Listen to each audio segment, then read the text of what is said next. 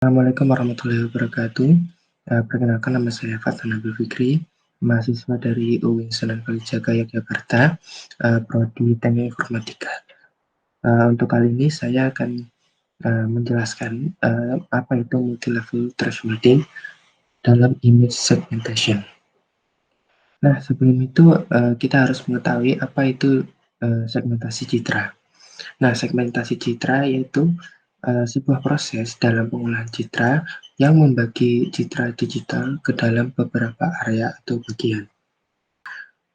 Kemudian, tujuan dari segmentasi citra tersebut antara lain yang pertama membagi citra menjadi beberapa area-area atau objek-objek, termasuk memisahkan objek dengan background. Yang kedua, untuk mempermudah analisis bagi mesin ataupun uh, para expert. Yang ketiga, menyederhanakan bentuk suatu citra agar mudah dipahami. Nah, dari segmentasi citra sendiri yaitu memiliki beberapa metode seperti thresholding, yaitu membagi citra ke dalam dua area, yaitu hitam dan putih. Yang kedua, color based segmentation, yaitu membagi citra berdasarkan warna-warna dalam citra tersebut. Yang ketiga yaitu edge detection, yaitu mendeteksi pinggir dari suatu objek dalam suatu citra. Kemudian watershed ini sebuah metode segmentasi citra yang berdasarkan morfologi dari objek tersebut. Nah, yang kelima adalah ada clustering. Clustering sendiri itu terbagi dalam beberapa algoritma, contohnya seperti K-mean clustering. Dalam clustering sendiri dibagi menjadi beberapa cluster. Nah, pada tugas kali ini saya membuat program untuk melakukan segmentasi citra dengan metode multi-level thresholding. Sebelum itu kita harus mengetahui dulu apa itu thresholding. Jadi thresholding adalah suatu metode pengolahan citra yang mana prosesnya didasarkan pada perbedaan nilai keabuan suatu citra. Nah, pada proses thresholding ini akan dibutuhkan suatu nilai ambang batas atau yang biasa disebut dengan nilai threshold.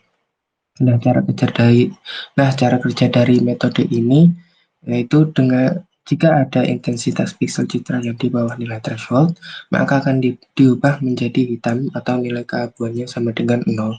Sebaliknya, jika intensitas piksel citra di atas nilai threshold, maka akan diubah menjadi putih dengan nilai keabuannya 1. Untuk contoh dari proses thresholding dapat dilihat pada slide ini.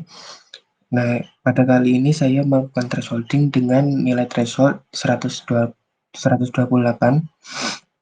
untuk sebelah kiri, citra sebelah kiri yaitu citra asli yang masih berupa grayscale. Nah, untuk hasilnya yaitu sebelah kanan. Pada citra hasil dari thresholding ini terdapat area putih dan hitam, yang mana area putih menandakan bahwa nilai intensitas piksel sebelum diproses yaitu di atas 128, begitu juga dengan area yang hitam menunjukkan bahwa nilai piksel sebelum diproses berada di bawah 128. Nah, kali ini kita akan membahas multi-level thresholding. Nah, berbeda dengan thresholding pada slide sebelumnya yang membagi area suatu citra menjadi dua area, yaitu hitam dan putih. Dalam multi thresholding sendiri, prosesnya akan mensegmentasi citra menjadi beberapa area. Nah, jadi pengertian dari multi thresholding sendiri adalah metode segmentasi citra yang menggunakan dua atau lebih nilai ambang batas atau nilai threshold. Nah, jadi proses ini akan menghasilkan citra dengan beberapa area berdasarkan ketentuan dari nilai ambang batas atau nilai thresholdnya tersebut. Nah, untuk penentuan nilai thresholdnya sendiri ada beberapa algoritma seperti algoritma self-organizing map atau SOM dan juga local outzoo. Untuk contoh dari multi-level thresholding dapat kita lihat seperti gambar di slide ini. Untuk gambar sebelah kiri yaitu gambar original yang masih berupa grayscale. Untuk gambar yang sebelah kanan yaitu hasil dari proses multi-level thresholding. Nah, dapat kita lihat algoritma ini akan membagi citra menjadi 3 area. Dapat kita lihat dari histogramnya, terdapat garis merah yang menandakan bahwa uh, nilai thresholding-nya yaitu ada di bawah 100 dan juga di atas 100. Nah, untuk programnya sendiri saya menggunakan bahasa Python dengan software Visual Studio Code. Untuk penjelasannya pada blok pertama ini yaitu untuk mengimpor library-library yang akan digunakan seperti NumPy, Matplotlib, dan juga CV dari OpenCV. Kemudian untuk blok kedua sama seperti blok yang pertama untuk memanggil atau mengimport library dari SK image. Kemudian untuk blok ketiga pada baris ini yaitu untuk meload gambar menggunakan OpenCV yang disimpan ke dalam variabel bernama img. Nah, kemudian pada baris ini yaitu mengubah image menjadi tipe float 32. Nah, kenapa harus diubah menjadi float 32? Karena OpenCV sendiri hanya akan memproses image dengan tipe float 32. Untuk itu, sebelum diproses, sebaiknya kita mengubah image-nya menjadi tipe float 32. Nah, kemudian garis ini akan mengubah channel warna dari BGR menjadi RGB. Kenapa diubah? Karena OpenCV sendiri dalam read atau membaca gambar mulai membacanya dari channel blue, green, kemudian red. Nah, untuk menstandarkan channel warnanya, kita harus mengubah menjadi RGB. Nah, pada baris ini berfungsi untuk mengubah citra dari RGB ke grayscale karena fungsi threshold multi output sendiri hanya mensupport citra grayscale.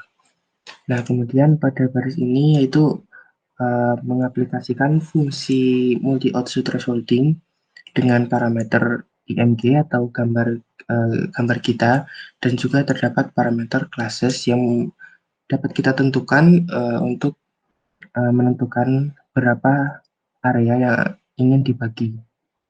Misal kita menggunakan 3 atau kita coba 4, yang mana nanti yang mana nilai thresholdnya ini akan disimpan ke dalam threshold. Nah, kemudian baris ini untuk memproses gambar menjadi beberapa area berdasarkan nilai threshold yang sudah didapatkan. Nah, untuk blok terakhir ini hanya untuk menampilkan gambar. Yang pertama, untuk blok pertama ini menampilkan gambar asli, yang kedua menampilkan histogram disertai dengan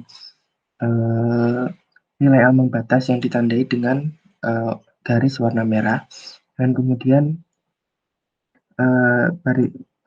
blok terakhir yaitu untuk menampilkan hasil dari proses multi-level thresholding. Jika kita run, maka hasilnya seperti ini. Nah, dapat kita lihat original atau gambar aslinya yaitu berupa citra grayscale. Aslinya gambar ini adalah gambar RGB, namun kita proses lagi menjadi citra grayscale agar bisa diproses oleh fungsi threshold multi output tersebut. Nah, kemudian dapat kita lihat di histogram terdapat 4 area sesuai dengan classes yang kita tentukan tadi. Nah, berikut yang terakhir yaitu adalah hasil dari prosesnya. Dapat kita lihat citra akan terbagi menjadi 4 area. Yang pertama ada biru tua, ungu, oranye, dan juga kuning. Sekian penjelasan dari saya, kurang lebihnya saya mohon maaf. Wassalamualaikum warahmatullahi wabarakatuh.